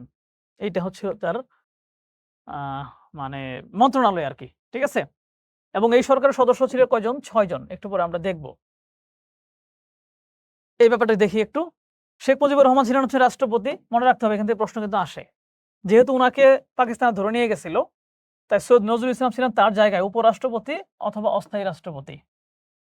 তাজউদ্দিন আহমেদ ছিলেন হচ্ছেন প্রধানমন্ত্রী এবং সবচেয়ে বেশি ভূমিকা তিনি পালন করেছেন এই সরকার পরিচালনায়। এম মনসুর আলী ছিলেন হচ্ছেন অর্থমন্ত্রী। এম মনসুর কি ছিলেন? অর্থ। এইচ এম কামারুজ্জামান ছিলেন স্বরাষ্ট্র, ত্রাণ এবং পুনর্বাসন। খন্দকার মুশতাক ছিলেন হচ্ছেন পররাষ্ট্রমন্ত্রী। যেই খন্দকার মুশতাক কিন্তু পরবর্তী সময়ে বঙ্গবন্ধু হত্যাকাণ্ডের পরে তিনি রাষ্ট্রপতি হয়েছিলেন। এটা একটু পড়তে হবে, হ্যাঁ? এইটা একটু চোখের সামনে বারবার রাখতে হবে। মুক্তিযুদ্ধে রাজশাহী কত নাম্বার সেক্টরে ছিল? একটু আগে বলে ফেলছি, ৭ নাম্বার সেক্টরে ছিল, তাই না? রাজশাহী ছিল হচ্ছে ৭ নাম্বার সেক্টরে। দেখো এই যে একটু আগে আমি ম্যাপে দেখাইলাম, আর এখানে প্রত্যেকটা একটা করে লেখা আছে। জাস্ট তোমরা একটু দেখে নিবা। ৭১ সালের মুক্তিযুদ্ধের সময় বিভিন্ন পর্যায়ে ১১টি সেক্টরে মোট কতজন সেক্টর কমান্ডার ছিল? সেক্টর ছিল ১১টা, সেক্টর কমান্ডার ছিল এখানে ১৮ জন। ১৮ জন না ১৭ জন? ১৮ জন। একেকটা সেক্টরে সময় ভাগাভাগি ছিল। কেউ ১ম কিছুদিন ছিলেন, পরে আরেকজন আসছেন। এরকম। The old name of Mujibnagar. মুজিবনগরের পুরাতন নাম হচ্ছে বৈদ্যনাথ তলা। এটা হচ্ছে মেহেরপুরে। আমি গিয়েছিলাম। মুজিবনগর সরকারের কর্মচারীদের মধ্যে কতজন মুক্তিযোদ্ধার স্বীকৃতি লাভ করে? মানে মুক্তিযোদ্ধার স্বীকৃতি লাভ করছে মুজিবনগর সরকারের যে কর্মচারী যারা ছিল তাদের ভিতর থেকে ৫৪৯ জন। অনেক। ৫৪৯ জন। কতদিন পর্যন্ত? ১৪ জানুয়ারি ২০২০ সাল পর্যন্ত। এই সময় পর্যন্ত। শহীদ মুক্তিযোদ্ধা শাফি ইমাম রুমি মুক্তিবাহিনীর কোন ইমাম রুমি? কিন্তু একটু আগে দেখলাম না জাহানারা ইমামের নাম বললাম, জাহানারা ইমামের ছেলে। তিনি কোন গেরিলা দলের সদস্য ছিলেন? গেরিলা দলের নাম ছিল ক্র্যাকপার্টন। এরা ২ নং সেক্টর বা ঢাকা অঞ্চলটাতে যুদ্ধ করেছে। এটার সদস্য ছিলেন যে শহীদ রুমি। এবং এই রুমির কিন্তু বিদেশে পড়তে যাওয়ার কথা ছিল। সেই পড়তে যাওয়া বাদ দিয়ে তিনি যুদ্ধে অংশগ্রহণ করেছিলেন। এবং ক্র্যাকপার্টন হচ্ছে এমন একটা মানে গেরিলা দল ছিল যারা ঢাকা অঞ্চলে যুদ্ধ করেছে এবং বিভিন্ন সফল অভিযান তারা পরিচালনা করেছিল। খালেদ মোশাররফ ছিলেন ঢাকা অঞ্চলের সেক্টর কমান্ডার। তিনি এখানে যথেষ্ট হেল্প করেছিলেন। বাংলাদেশে মোট রাষ্ট্রীয় খেতাবপ্রাপ্ত মুক্তিযোদ্ধাদের সংখ্যা কত? রাষ্ট্রীয় খেতাব পাইছে ৪টা খেতাব আছে, সব মিলিয়ে হচ্ছে ৬৭২ জন। ৬৭২ জন। বীরশ্রেষ্ঠ পাইছে হচ্ছে ৭ জন। বীর উত্তম, বীরশ্রেষ্ঠের পরে কে? বীর উত্তম ৬৮। এরপর আছে বীর বিক্রম ১৭৪। এরপর হচ্ছে বীর প্রতীক ৪২৪। সব মিলে হচ্ছে ৬৭২ জন। ওকে। এখানে কিছু তথ্য দিয়ে রাখছে যে কোন বাহিনী থেকে কতজন পাইছে। সবচেয়ে বেশি পাইছে হচ্ছে কোত্থেকে? সেনাবাহিনী থেকে ২৮৪ জন। নৌবাহিনী থেকে মাত্র ৪ জন, কারণ ওই সময় নৌবাহিনী আমাদের ওইভাবে ছিল না। বিমান বাহিনী থেকে ২১ জন পাইছে। রাইফেলস থেকে ১৪৯, পুলিশ থেকে ৫ জন। একটু মনে রাখো, এটা আমার কাছে ইম্পর্টেন্ট মনে হয়। মুজাহিদ বা আনসার থেকে পাইছে হচ্ছে ১৪ জন। আর গণবাহিনী থেকে ১৭৫ জন। গণবাহিনী মানে হচ্ছে যারা এরকম কোনো সরকারি বাহিনীতে ছিল না, পরবর্তীতে মুজিব বাহিনী, গণবাহিনী এগুলো গঠন করছে, সেখান থেকে ১৭৫ জন পাইছে। মুজিবনগর স্মৃতিসৌধের স্থপতি কে? মুজিবনগর যে স্মৃতিসৌধ বানানো হয়েছে একটা, ওইটা স্থপতি হচ্ছে ফরিদউদ্দিন আহমেদ না, তানভীর কবির। সরি, এই যে ভুল করে ফেলছি, দেখছো? তানভীর কবির। এগুলো একটু মনে রাখবা, এগুলা খুবই ঝামেলাকর। মেহেরপুর জেলার মুজিবনগর অবস্থিত। এটার স্থপতি হচ্ছে তানভীর কবির। ওকে। বাংলাদেশের মুক্তিযুদ্ধে ঢাকার সফল অভিযান সম্পন্ন করে, মানে ঢাকার যেই একটু আগে কিন্তু বলছিলাম, হ্যাঁ, যে গেরিলা যুদ্ধ পরিচালনা করে ক্র্যাক প্লাটুন, ঠিক আছে? বাংলাদেশের প্রথম প্রধানমন্ত্রী ও মুক্তিযুদ্ধের সংগঠক তাজউদ্দিন আহমেদ কোথায় জন্মগ্রহণ করেন? উনি গাজীপুরের মানুষ। গাজীপুরের কাপাসিয়াতে। মূলত ১৯২৫ সালের ৩ নভেম্বর, ঠিক আছে, জন্মগ্রহণ করছেন। মুক্তিযুদ্ধের সেক্টর ছিল ১১টা, সাব সেক্টর ছিল হচ্ছে ৬৪টা। সাব সেক্টর ছিল ৬৪টা। ওকে। তারামন বিবি মুক্তিযুদ্ধের সময় কত নম্বর সেক্টর যুদ্ধ করেছেন? ২ জন মহিলা আমাদের যুদ্ধে পদক পাইছে, মানে খেতাব পাইছে। একজন তারামন বিবি, আরেকজন হচ্ছে একটু পরে হয়তো আসবে, নামটা ভুলে গেলাম। তো তারামন বিবি হচ্ছে ১১ নম্বর সেক্টরে, মানে ১১ নং সেক্টরে যুদ্ধ করেছিলেন। মানে কি? ময়মনসিংহ, নেত্রকোনা, জামালপুর এইসব জায়গায়। ৭৩ সালে গণপ্রজাতন্ত্রী বাংলাদেশ সরকারের অর্থমন্ত্রী কে ছিলেন? ৭৩ সাল, কিন্তু ৭১ না। ৭৩ সালে যখন বঙ্গবন্ধু মানে শেখ মুজিবুর রহমান যখন প্রধানমন্ত্রী, তখন অর্থমন্ত্রী ছিলেন তাজউদ্দিন আহমেদ, যিনি বাংলাদেশের প্রথম প্রধানমন্ত্রী। ৭১ সালে প্রধানমন্ত্রী ছিলেন মুজিবনগর সরকারের। মুক্তিবাহিনীর ওয়ার স্ট্র্যাটেজি কি নামে পরিচিত? মুক্তিবাহিনী যেই স্ট্র্যাটেজি ফলো করে যুদ্ধ করেছিল, এটাকে মূলত মুজিবনগর স্ট্র্যাটেজি বলে অভিহিত করা হয়। মুক্তিযুদ্ধ সবচেয়ে বড় সবচেয়ে দীর্ঘস্থায়ী হয়েছিল কত নম্বর সেক্টরে? যে সেক্টরটা সবার লাস্টে স্বাধীন হইছে ওখানে তো দীর্ঘস্থায়ী হইছে। ঢাকা সবার লাস্টে স্বাধীন হইছে। এইজন্য তো আত্মসমর্পণ অনুষ্ঠান ঢাকায় হইছে। তাই না? তার মানে ঢাকা ছিল কত নম্বরে? ২ নং সেক্টরে। সো সবচেয়ে বেশি স্থায়ী হয়েছিল ২ নং সেক্টর। মুক্তিযুদ্ধের সময় কুমিল্লা আর ঢাকা একই সেক্টরে ছিল পাশাপাশি। সো কুমিল্লা ছিল ২ নং সেক্টরে। ১৭ এপ্রিল ১৯৭১ মুক্তিযুদ্ধ সরকারের শপথ গ্রহণ অনুষ্ঠান পরিচালনা করেন, একটু আগে বলে ফেলছি। পরিচালনা করছেন হচ্ছে আব্দুল মান্নান। সরকারের কতটি মন্ত্রণালয় ছিল? মুজিবনগর সরকারের মন্ত্রণালয় ছিল হচ্ছে ১২ টি। মনে রাখতে হবে মন্ত্রণালয় কয়টা ছিল? ১২ টা। মানুষ কয়জন ছিল? ৬ জন। শেখ মুজিব, তাজউদ্দিন আহমেদ, সৈয়দ নজরুল ইসলাম, আবুল মনসুর, খন্দকার মুশতাক, আহ আরেকটা নাম ভুলে গেলাম। যাই হোক, তোমরা জানো এটা। তো ওই ৬ জন মানুষের অধীনে সর্বমোট হচ্ছে তোমার ১২ টা হচ্ছে মন্ত্রণালয় ছিল। একেকজনের অধীনে ২ টা ৩ টা করে মন্ত্রণালয় ছিল। এখানে মন্ত্রণালয়ের নামগুলো লেখা আছে। মুজিবনগর সরকারের মন্ত্রিসভার সদস্য কতজন ছিলেন? এই যে চলে আসছে। ৬ জন ছিলেন হচ্ছে মন্ত্রিসভার সদস্য। এই যে লেখা আছে। শেখ মুজিব, সৈয়দ নজরুল ইসলাম, তাজউদ্দিন আহমেদ, মুশতাক আহমেদ, এম মনসুর আলী, কামারুজ্জামান। ১, ২, ৩, ৪, ৫, ৬ হ্যাঁ। ওই কামারুজ্জামানের নামটা আমি ভুলে গেছিলাম। সর্বকনিষ্ঠ খেতাবপ্রাপ্ত মুক্তিযোদ্ধা মানে খেতাব পাইছে বাট বয়স অনেক কম। শহীদুল ইসলাম লালু। মনে রাখতে হবে এটা, জাস্ট কিছু করার নেই। তার বয়স ছিল মাত্র ১৩ বছর। এই যে মাত্র ১৩ বছর বয়স ছিল। Currently the total number of awarded freedom fighters as বীর প্রতীক। বীর প্রতীক ছিল হচ্ছে ৪ নাম্বারে। তার মানে এটা সবচেয়ে বেশি হবে। বীর প্রতীক ৪২৬, ৪২৬ রাইট। বীর প্রতীক পাইছে ৪২৬ জন। এই যে ৪২৬, এখানে অবশ্য ৪২৪ বলা। একটু কনফিউজ। ৪২৪ই তো হওয়া উচিত। আচ্ছা, আমরা একটা হিসাব করতে পারি। এই হিসাবটা তোমরা একটু দেখে নিও, হ্যাঁ? এটা একটু মিলায় নিও যে এইটা ঠিক আছে ১৭৪, ৬৮, ৭ এইটা কনফার্ম। এই ২৪ অথবা ২৬, ৭৭ মিলাইতে যেটা হবে সেটাই। এই যে কাকন বিবি ছিলেন হচ্ছেন আরেকজন নারী, যিনি ছিলেন হচ্ছে মূলত খাসিয়া সম্প্রদায়ের। খাসিয়াই তো। খাসিয়া সম্প্রদায়ের তিনি হচ্ছে যুদ্ধ করেছিলেন এবং তাকে কিন্তু মুক্তি বেটি এইটা বলে ডাকা হইতো। এটা ছিল তার উপাধি, মুক্তি বেটি। খাসিয়া সম্প্রদায়ের। বীরত্বের খেতাব সমূহের মাঝে মর্যাদার ক্রমানুসারে ৩য় নাম্বার কোনটা? প্রথমটা হচ্ছে বীর শ্রেষ্ঠ, দ্বিতীয়টা হচ্ছে বীর উত্তম, তৃতীয়টা হচ্ছে বীর বিক্রম, তারপরেরটা হচ্ছে বীর প্রতীক। হ্যাঁ, বীর বিক্রম। আচ্ছা, এখানে ৭, ৬৮ দেখো একেক জায়গায় একেক রকম। এই যে দেখছো মানে কনফিউশন কেন হইছে? ৭৩ সালের গেজেট একটা আর বর্তমান সংখ্যায় হচ্ছে এরকম কম বেশি আছে। এটা হচ্ছে একেবারে আপডেটেড। মানে আপডেটেড আমরা লাস্টের দিকে যেই ইটা দিব একেবারে আপডেটেড সাম্প্রতিকের, ওইখানে হচ্ছে তোমাদের আপডেটটা দিয়ে দিব না। ঠিক আছে? এগুলো একটু কনফিউজিং, একটু মনে রাখবা। একমাত্র বিদেশী যিনি মুক্তিযোদ্ধাদের সাহায্য করার জন্য বীর প্রতীক উপাধি পেয়েছিলেন। বীর প্রতীক উপাধি পেয়েছিলেন হচ্ছেন উইলিয়াম ওর্ডারল্যান্ড। উনি হচ্ছেন কি করছিল জানো? উইলিয়াম আব্রাহাম সাইমন ওর্ডারল্যান্ড একজন ওলন্দাজ অস্ট্রেলীয় সামরিক কমান্ডো অফিসার, যিনি দ্বিতীয় বিশ্বযুদ্ধে সক্রিয়ভাবে অংশগ্রহণ করেন আর কি। উনি হচ্ছে খেতাব পাইছিল। কোন সালে বাংলাদেশ সরকার বীরাঙ্গনাদের মুক্তিযোদ্ধা হিসেবে স্বীকৃতি প্রদান করে? বীরাঙ্গনা হচ্ছে যারা মুক্তিযুদ্ধের সময় যাদের সম্ভ্রম হারিয়েছিল, যারা তাদেরকে হচ্ছে মুক্তিযোদ্ধা হিসেবে সম্মাননা দেওয়া হয়েছে ২০১৪ সালে।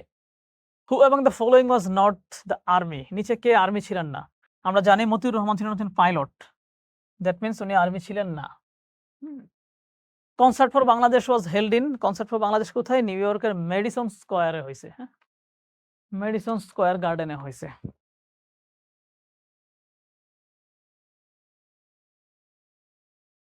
Medicine square garden. M A Hannan প্রথমবার কোথা থেকে স্বাধীনতার ঘোষণাপত্র পাঠ করেন?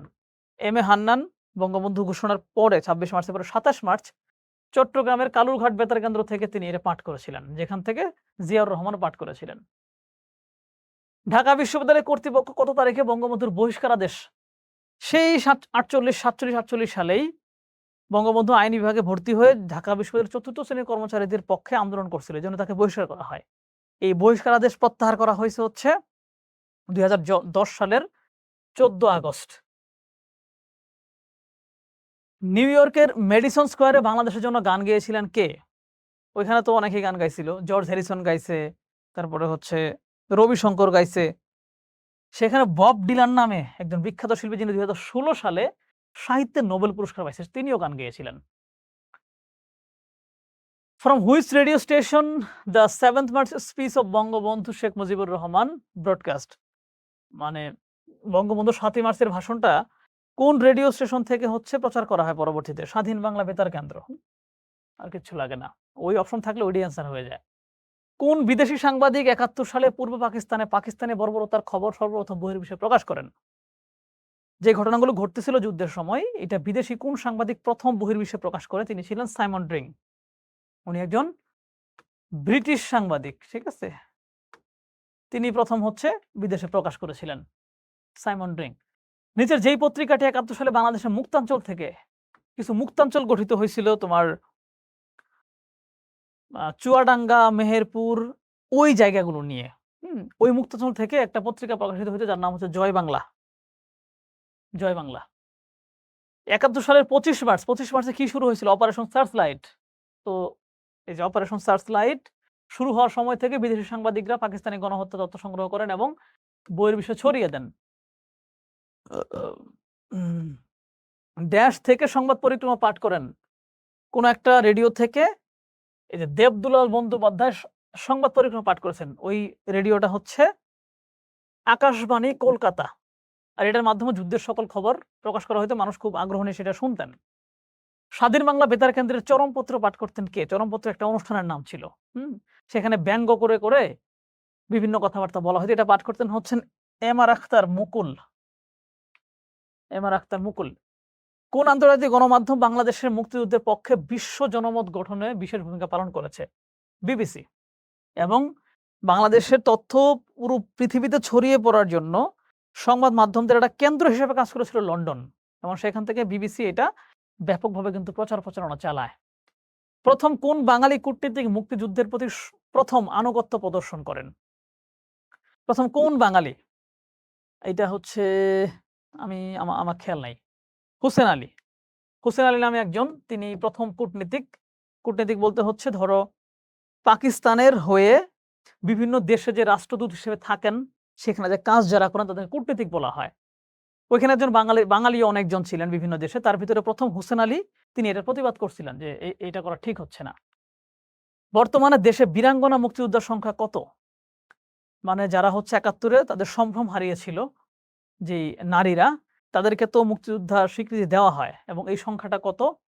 এই সংখ্যাটা হচ্ছে ২৭১ না ১৩? ২৭১। সংখ্যাগুলো আমার একটু কম মনে থাকে, বুঝতে পারছো? ২৭১। বাংলাদেশের মুক্তিযুদ্ধকে সর্বপ্রথম বহির্বিশ্বে তুলে ধরেন কোন সাংবাদিক? এটা তো সর্বপ্রথম পড়েই ফেলছি, ওই যে সাইমন ড্রিং, একজন ব্রিটিশ সাংবাদিক, তিনি প্রথম এটা তুলে ধরেন ৭১ সালে ৩০ মার্চ, মানে যুদ্ধ শুরুর ঠিক ৪-৫ দিন পরেই। Tanks crush revolt in Pakistan নামে একটা প্রতিবেদন প্রকাশ করেন তিনি, ঠিক আছে? বিদেশে কোন মিশনটা হচ্ছে বর্তমান সময়ে রাষ্ট্রদূত, যে আমরা মানে দূত যে পাঠাই, অ্যাম্বাসেডর, ওইরকম ছিল আর কি ওই সময়, এটাকে মিশন বলা হয়তো তখন। সো বিদেশে কোন মিশনে স্বাধীন বাংলার পতাকা প্রথম উত্তোলন করা হয়? নরমাল কলকাতা মিশনে। কলকাতায় যে বাংলাদেশের যে মিশনটা ছিল ওইখানে। বাংলাদেশের মুক্তিযুদ্ধে নিহত ফাদার মারিও ভেরেঞ্জি ছিলেন, আমাদের মুক্তিযুদ্ধে উনি নিহত হয়েছিলেন। উনি ছিলেন একজন ইতালির নাগরিক। এখন উনি কে ছিলেন এটা আমরা একটু ছোট্ট করে দেখব। উনি একজন হচ্ছে ডাক্তার ছিলেন। যশোরে ফাতেমা হাসপাতালে তিনি আহত মুক্তিযোদ্ধা সহ অন্যদের চিকিৎসা দেওয়ার অপরাধে তাকে হচ্ছে হত্যা করা হয়েছিল, বুঝতে পারছো? মুক্তিযুদ্ধের সময় বিশ্বের কাছে বাংলাদেশকে তুলে ধরেন অনেকে, তুলে ধরছেন এদের সবাই। জর্জ হ্যারিসন তুলে ধরছেন, সাইমন ড্রিংও তুলে ধরছেন, পণ্ডিত রবি শঙ্কর তিনিও তুলে ধরছেন। তা এই দুজন গানের মাধ্যমে তুলে ধরছেন, এই একজন হচ্ছেন সংবাদের মাধ্যমে তুলে ধরছেন। স্বাধীন বাংলা বেতার কেন্দ্র কোথায় অবস্থিত? এর চাইতে সহজ আর কিছু নাই, চট্টগ্রামে অবস্থিত। ২৬ মার্চ ১৯৭১ বঙ্গবন্ধু স্বাধীনতার ঘোষণা জারি করেন কোন মাধ্যমে? ২৬ মার্চ ১৯৭১ তিনি প্রথমে টেলিগ্রামে হচ্ছে এটা কিন্তু পাঠায় দিয়েছিলেন। এই টেলিগ্রাম কিন্তু আমাদের আজকের টেলিগ্রাম না, হ্যাঁ? স্বাধীন বাংলা বেতার কেন্দ্রের কয়টি পর্যায় ছিল? মূলত ৩ টি পর্যায় ছিল আরকি। অনেক ক্ষেত্রে তুমি এটা ২ টা উত্তর দেখবা। ঠিক আছে? তবে ৩ টি পর্যায় ছিল। প্রথমত হচ্ছে চট্টগ্রামে এটা শুরু হয়। পরে আগরতলায় চলে গিয়ে সেখান থেকে শুরু হয়। ২য় পর্বের কাজ শুরু হয় এবং ২৬ মে থেকে পূর্ণাঙ্গ বেতার কেন্দ্রের রূপে কলকাতা থেকে ৩য় পর্বের কার্যক্রম শুরু হয়। অনেক জায়গায় হচ্ছে ২ টা পর্বের কথা বলা আছে। মুক্তিযুদ্ধকালে লন্ডনে প্রতিষ্ঠিত বাংলাদেশ দূতাবাসের হাই কমিশনার কে ছিলেন? লন্ডনে যে একটা দূতাবাস প্রতিষ্ঠা করে, মানে যে মিশনটা প্রতিষ্ঠা করে সেটার হাই কমিশনার ছিলেন হচ্ছে M R. Siddiqui. I am right, yes, I am right. M R. Siddiqui ছিলেন ওইটার রাষ্ট্রদূত আরকি। শহীদ সেলিনা পারভীন কি ছিলেন? সেলিনা পারভীনও তো সম্ভবত সাংবাদিকই ছিলেন। ইয়েস, সাংবাদিক। শহীদ সেলিনা পারভীন ছিলেন হচ্ছে একজন সাংবাদিক। এগুলো একটু কষ্ট করে মনে রাখতে হবে। স্মৃতি বিজড়িত তেলিয়াপাড়া। তেলিয়াপাড়া কোথায়? তেলিয়াপাড়া হচ্ছে আমাদের এই যে মুক্তিযুদ্ধের যে মানে সামরিক বাহিনীর প্রধান যে ছিলেন আরকি, আতাউল করিম উসমানী, তার বাড়ি হবিগঞ্জে। হবিগঞ্জ। এই যে ব্যারিস্টার সুমন আছে না? ব্যারিস্টার সুমনের বাড়ি কিন্তু হবিগঞ্জের কোথায় ওইটা? চুনারুঘাটে। বীর মুক্তিযোদ্ধাদের জন্য নির্মিত বাসগৃহের নাম কি? সরকার হচ্ছে মুক্তিযোদ্ধাদের জন্য বাসগৃহ নির্মাণ করে দিছে। এটার নাম হচ্ছে বীর নিবাস। বীর নিবাস। পাকিস্তানি সেনাবাহিনীর হাতে নিহত শহীদদের মধ্যে কে দার্শনিক ছিলেন? তারা যখন বুদ্ধিজীবীদের হত্যা করতে শুরু করে, তার ভিতরে একজন দার্শনিক ছিলেন গোবিন্দচন্দ্র দেব, যাকে জি.সি. দেবও বলা হয়। জিতে গোবিন্দ, সিতে চন্দ্র, জি.সি. দেব বা গোবিন্দচন্দ্র দেব। বুঝতে পারছো? এই যে এখানে দেখো অনেকের নাম ফজলে রাব্বি ছিলেন হচ্ছেন মানে অনেকের নাম দেখতে যাদের হচ্ছে এখানে ধরে নিয়ে গেছে বুদ্ধিজীবীদের কিছু নাম দেখতে পাচ্ছ। দার্শনিক গোবিন্দচন্দ্র দেব, ডক্টর ফজলে রাব্বি, সাহিত্যিক শহীদুল্লাহ কায়সার, জ্যোতির্ময় গুহ ঠাকুরতা, হ্যাঁ, ইত্যাদি অনেকেই। মনির চৌধুরী। স্বাধীনতা সংগ্রামের প্রথম শহীদ বুদ্ধিজীবী কে? প্রথম শহীদ বুদ্ধিজীবী কারা? বিশ্ববিদ্যালয়ের শিক্ষক, সাংবাদিক, এরা বুদ্ধিজীবী। তো স্বাধীনতার যে সংগ্রামটা শুরু হয়, যুদ্ধ না, সংগ্রাম অনেক আগে থেকে শুরু হয়েছে। সেখানে একজন শিক্ষক মারা গেছে। গণ অভ্যুত্থানের সময় রাজশাহী বিশ্ববিদ্যালয়ের প্রক্টর শামসুজ্জোহা, তিনি হচ্ছেন প্রথম বুদ্ধিজীবী শহীদ। স্বাধীনতার পর মুক্তিযুদ্ধের প্রথম স্থাপত্য কোনটা? প্রথম স্থাপত্য হচ্ছে জাগ্রত চৌরঙ্গি, এটা হচ্ছে গাজীপুর চৌরাস্তাতে। যেহেতু গাজীপুর অঞ্চল থেকেই প্রথম সশস্ত্র বিদ্রোহ করে দেয়, স্বাধীনতার পরে প্রথম ওই জায়গাতেই হচ্ছে একটা স্থাপত্য বানানো হয়, জাগ্রত চৌরঙ্গি। সাবাস বাংলাদেশ ভাস্কর্যটা কোথায়? রাজশাহী বিশ্ববিদ্যালয়ে। যারা যাবা দেখে আসবা। ভর্তি পরীক্ষা দিতে অনেকেই যাবা, একটু দেখে আইসো। রাজশাহী বিশ্ববিদ্যালয়, সাবাস বাংলাদেশ। কোন বিখ্যাত গায়ক মুক্তিযুদ্ধ চলাকালীন সময়ে বাংলাদেশের জন্য নিউ ইয়র্কে কনসার্ট করে অর্থ সংগ্রহ করেন? খুবই সুন্দর, জর্জ হ্যারিসন। ৩ জনের নাম পাই, George Harrison, Bob Dylan, Ravi Shankar. যে কারো নাম থাকলে দিয়ে দিতাম আমরা। George Harrison. রায়ের বাজার বধ্যভূমি স্মৃতিসৌধের স্থপতি কে? রায়ের বাজার বধ্যভূমি একটা স্মৃতিসৌধ বানানো আছে বুদ্ধিজীবীদের জন্য। সেটা কি? ফরিদউদ্দিন আহমেদ। ইয়েস, ফরিদউদ্দিন আহমেদ। ফরিদউদ্দিন আহমেদ। মুক্তিযুদ্ধ জাদুঘর ঢাকার আগারগাঁওয়ে অবস্থিত। এইটা আগে ছিল হচ্ছে কোথায় এটা? ওই যে মৎস্য ভবনের পাশেই যেই অঞ্চলটা আছে, ওদিকে ছিল, নামটা ভুলে গেছি। পরে ওখান থেকে আগারগাঁও নিয়ে গেছে ওইটা। এই ক্ষেত্রে অনেকগুলো জাদুঘর কোনটা কোথায় সবই একটু দেখে নিও। নিচের কোন বাহিনীর জন্ম ভারতে? মুজিব বাহিনীর জন্ম কোথায়? ভারতে। মূলত যুব লীগের যে মানুষজন ছিলেন তাদেরকে নিয়ে, তাদের কর্মীদেরকে নিয়ে এটা গঠন করা হয় এবং ভারতীয় সর্বাত্মক সহযোগিতা ছিল এখানে। মুক্তিযুদ্ধ চলাকালীন সময় বাংলাদেশ সরকারের সদর দপ্তর কোথায় ছিল? বাংলাদেশ সরকারের সদর দপ্তর কোথায় ছিল? এই যে কলকাতার ৮ নং থিয়েটার রোড। কারণ দেশের ভিতরে তো রাখতে পারতেছিল না, পাকিস্তানিরা বোম মারতেছিল। ৭১ সালে অনুষ্ঠিত কনসার্ট ফর বাংলাদেশে রবি শঙ্কর এবং অন্য ভারতীয় শিল্পীদের পরিবেশিত সঙ্গীতের নাম কি? ভারতীয় শিল্পী অন্যান্য যারা ছিল তাদেরকে সাথে নিয়ে রবি শঙ্কর যে গানটা সেখানে গাইছিল, যে মিউজিকটা, বিখ্যাত সেতার বাদক ছিলেন, যে মিউজিক বা সেই সঙ্গীতটা করছিলেন সেটার নাম ছিল মূলত বাংলা ধুন। আর জর্জ হ্যারিসন বাংলাদেশ বাংলাদেশ এই গানটা গিয়ে অনুষ্ঠানটা শেষ করেন। জাতিসংঘে বাংলাদেশের সদস্যপদ লাভের বিরুদ্ধে ভেটো প্রদান করে কে? বর্তমান সময়ের আমাদের বন্ধু রাষ্ট্র চীন। সে আমরা যখন ৭৪ সালে জাতিসংঘের জাতিসংঘ সদস্য পাওয়ার জন্য চেষ্টা চালাচ্ছিলাম ৭৩ সাল থেকেই, সবাই বলছিল ঠিক আছে সদস্য হয়ে যাও, চীন বলছিল না, হওয়া যাবে না, ভেটো দিছে। এজন্য আমাদের অপেক্ষা করা লাগছে। এরপর চীনের সাথে সম্পর্ক স্বাভাবিক করে কথাবার্তা বলে তারপর আমরা হচ্ছে সদস্যপদ কিন্তু পাইছি। ৭১ এর মুক্তিযুদ্ধের সময়, হুম? এই যে এই কি আন্নিহিলাতে দিস ডেমন্স শিরোনামে পোস্টারটি কে এঁকেছিলেন? এই নামে একটা পোস্টার আঁকছিল হচ্ছে অসাধারণ নাম কামরুল হাসান। তোমরা একজনের নামের সাথে খুবই মিল পাচ্ছ। আমার নামের সাথে, ঠিক আছে? কামরুল হাসান। উনি একজন বিখ্যাত চিত্রকার। আমাদের যে জাতীয় প্রতীক এগুলো কিন্তু উনি ডিজাইন করছে।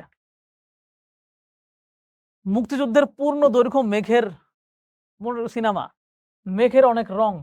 এগুলো আমার ভাই খুব একটা মনে থাকে না সত্যি কথা বলতে। বুঝতে পারছো? মেঘের অনেক এগুলো একটু তোমার বেশি পড়তে হবে। কে কোন বই লেখছে, কে কোনটা সুর করছে এগুলো আসলে খুবই কনফিউজিং। এটা বারবার পড়ে যাইতে হবে এবং বিশেষ করে পরীক্ষার আগেও একসময় পড়তে হবে। নইলে মনে থাকবে না।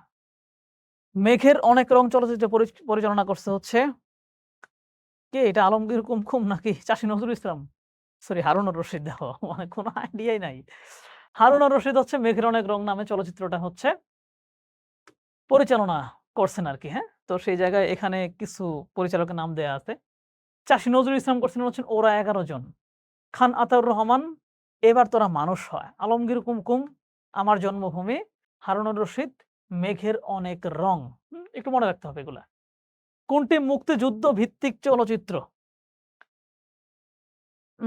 ওরা ১১ একটু আগে দেখে ফেলছি। সো এটা ভুল করার সুযোগ নাই। ওরা ১১ জন। এটা হচ্ছে মুক্তিযুদ্ধ ভিত্তিক। এখানে দেখো অনেকগুলা লিস্ট করা আছে।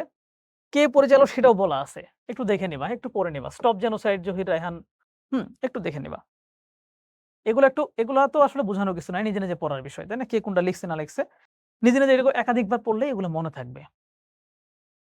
রাইফেল রুটি আওরাত উপন্যাসের রচয়িতা কে? এইটা সম্ভবত হচ্ছে আনোয়ার পাশা হওয়া উচিত। আনোয়ার পাশা। ওই যে অনেকদিন আগে পড়ছিলাম না ওগুলো একটু করে মনে আছে আরকি। আনোয়ার পাশা, রাইফেল রুটি আওরাত। এখানে দেখো উপন্যাস কে কোনটা লিখছে সেগুলো বলে দেয়া আছে। যেমন এই যে শ্যামল ছায়া আগুনে পরশমণি হুমায়ুন আহমেদ এগুলো আমি পারি। হ্যাঁ, এগুলো আমার মনে থাকে। কোনো সমস্যা নাই। এই যে এটাও পারি আমি। নিষিদ্ধ লোবান, নীল দংশন, সৈয়দ শামসুল হক এটাও পারতাম। হাঙ্গররনি গ্রেনেড, সেলিনা হোসেন। বাকিগুলো হচ্ছে এই যে এটাও আমার বন্ধু রাশেদ। কে এটা? জাফর ইকবাল। ওকে। কোনটি শহীদ জননী জাহানারা ইমামের রচনা? জাহানারা ইমামের ছেলে ইমাম রুমি সে হচ্ছে যুদ্ধে মারা গেছে এবং যুদ্ধ করছে এবং তিনি আমার লিখছিলেন। এটা আমরা জানি। ৭১ এর দিনগুলি। একটু চিঠি টাইপের মানে প্রতি ডে বাই ডে ডায়েরি টাইপের ৭১ এর দিনগুলি। কাঁদতে আসেনি ফাঁসির দাবি নিয়ে এসেছে এই কবিতাটা কে লিখছে এটা আমি জানি। এটা হচ্ছে মাহবুবুল আলম চৌধুরী। কাঁদতে আসেনি ফাঁসির দাবি নিয়ে এসেছি। এটা ৫২ সালের।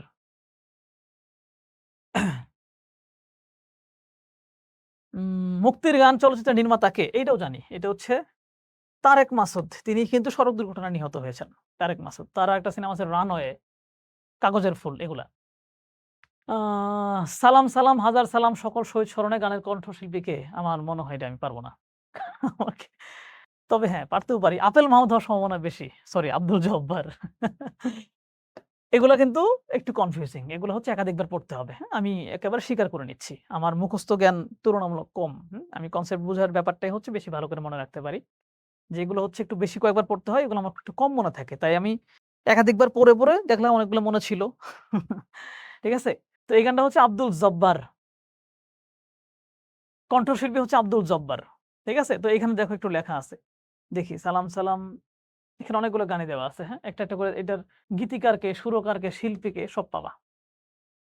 এই যে মোরা একটি ফুলকে বাঁচাবো বলে যুদ্ধ করি এইটার শিল্পী হচ্ছে আপেল মাহমুদ। সুরকার আপেল মাহমুদ। বুঝতে পারছো? বাংলাদেশকে স্বীকৃতিদানকারী প্রথম আরব দেশ কোনটা? প্রথম দেশ তো ছিল হচ্ছে কি ভুটান। প্রথম আরব দেশ হচ্ছে ইরাক মনে হয়। ইরাক।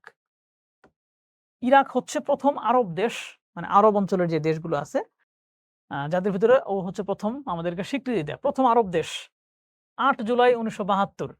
প্রথম আফ্রিকার দেশ সেনেগাল ১ ফেব্রুয়ারি ১৯৭২। প্রথম অনারব মুসলিম দেশ মালয়েশিয়া মুসলিম দেখো ইরাকও মুসলিম দেশ, মালয়েশিয়াও মুসলিম দেশ। বাট মালয়েশিয়া আরবের দেশ না। ঠিক আছে? এটা হচ্ছে